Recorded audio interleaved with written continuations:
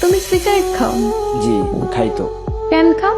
কেন খাই সেটা তো মুখে বলে প্রকাশ করতে পারবো না, তবে আমার একটা নির্ঘুম রাত যদি আপনার হাতে তুলে দিতে পারতাম তাহলে হয়তো আপনি বুঝতেন কেন আমি সিগারেট খাই।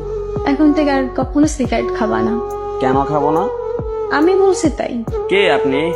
আর আমি আপনার কথাই বা কেন শুনবো? জানি না, আমি বলছি তাই শুনতে হবে। আপনি নিজেই তো নিজেকে ভালো করে জানেন না, আর আপনি আসতেন আমাকে শাসন করার জন্য। তুমি রাত যাবো? রাত জাগা পাখিরা রাত জাগবে, এটাই তো স্বাভাবিক। আজকে রাত থেকে ভালো ছেলের মতো তাড়াতাড়ি ঘুমিয়ে পড়বা।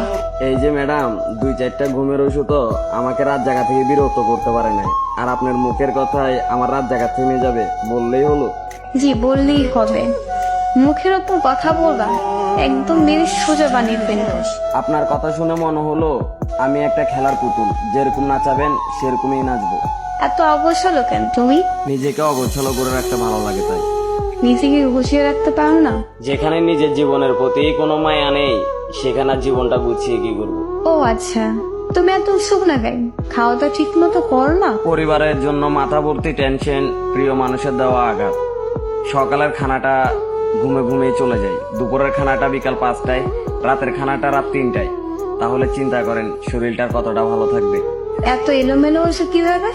খেলার বয়সে পরিবারের দায়িত্বটা কাঁধে, আর আপনার মতো একটা মেয়ের জন্য নিজের জীবনটা উৎসর্গ করে। ও আচ্ছা, মানুষটা ভুল ছিল তাই ঠকে গেছো? আমি ঠকিনি।